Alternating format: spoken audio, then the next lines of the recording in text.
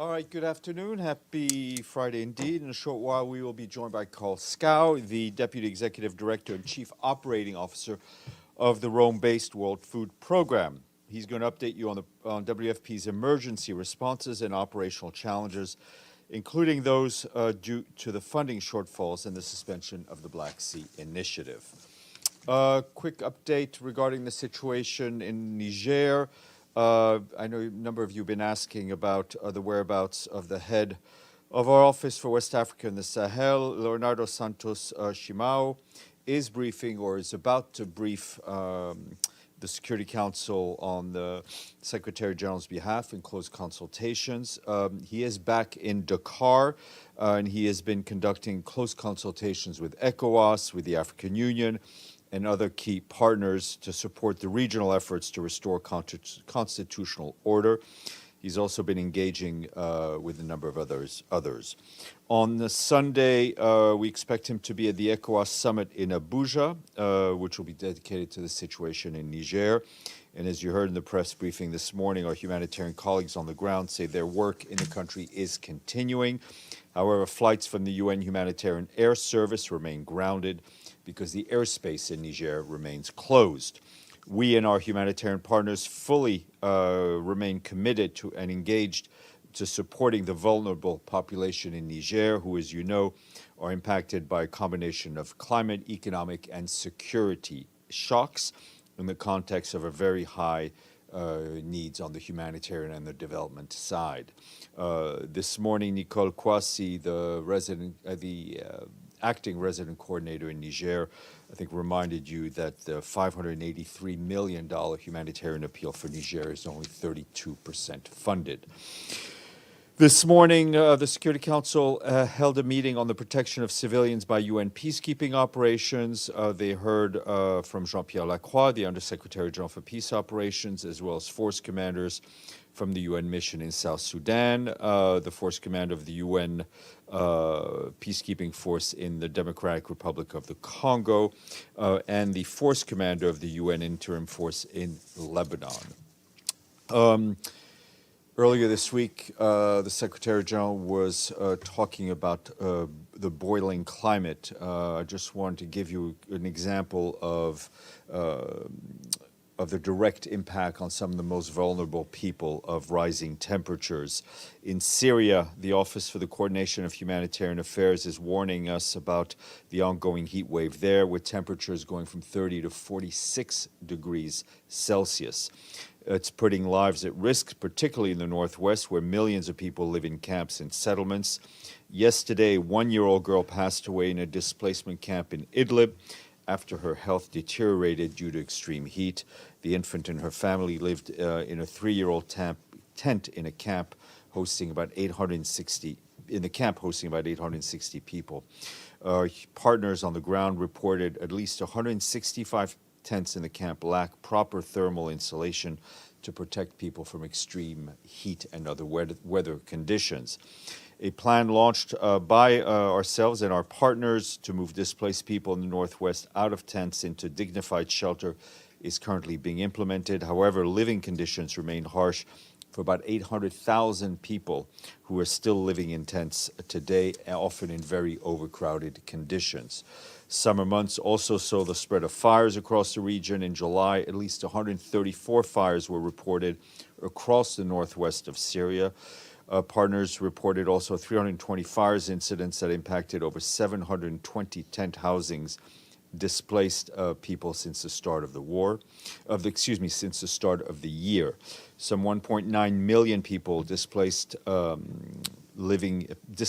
living in some 1,400 camps or self-settled sites in the Northwest. The majority of these people are women and children. Today, a quick note on Cyprus, where today the two leaders, Nikos Christodoulidis and Ersten Tatar, jointly visited the laboratory of the Committee on Missing Persons in Cyprus. The visit reaffirms their political will to support the humanitarian process of finding, identifying, and returning the remains of missing persons to their families. This was the first joint visit of the leaders to the committee's anthropological laboratory since 2015. Through its work, the Committee on Missing Persons in Cyprus helps families find closure and contributes to the restoration of trust between the two communities.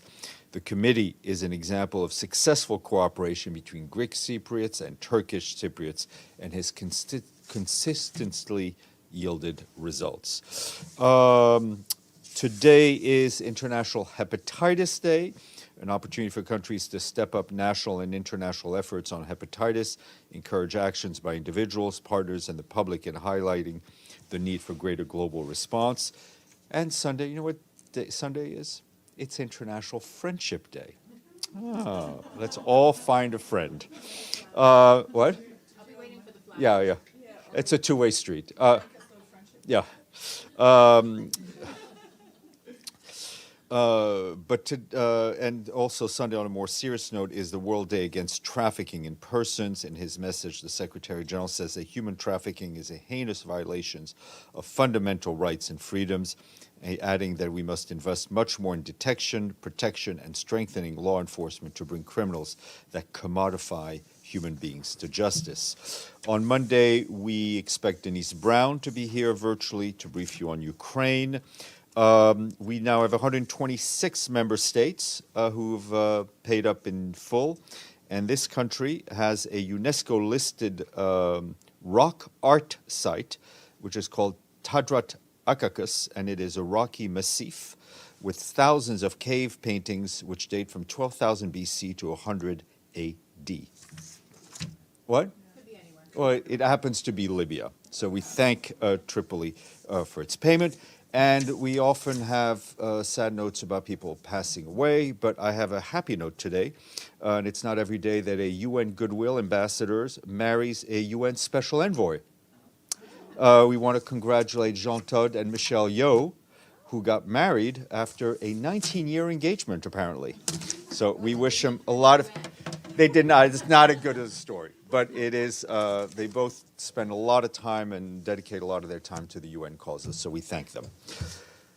Edie. Thank you, Steph.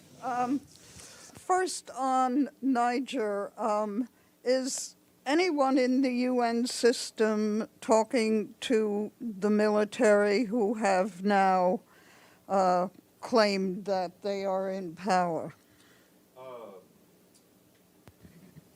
Nothing from the Secretary General. I know our special representative is in touch with a number of partners. At this point, ECOWAS is really in the lead. We are supporting them, and we'll be attending the ECOWAS Summit.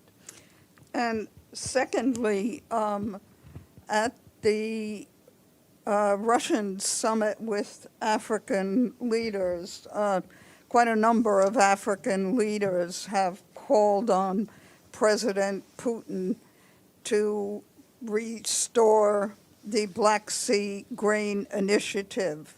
What is the Secretary General going to do to follow up on these calls? Well, the contacts continue. Secretary General met with the Deputy Russian Foreign Minister, Mr. Vershinin, in Rome on Tuesday morning and reiterated, first of all, his call for Russia to rejoin the Black Sea Initiative, and also reiterated his commitment to doing whatever he can to facilitate the trade in Russian and Ukrainian food and fertilizer back to market. And I think if you look at the Secretary General's statement that he delivered in Rome, when talking about the Black Sea Initiative, I mean, he called on the international community to make their voices heard in a way as well. Michelle, don't be so shy.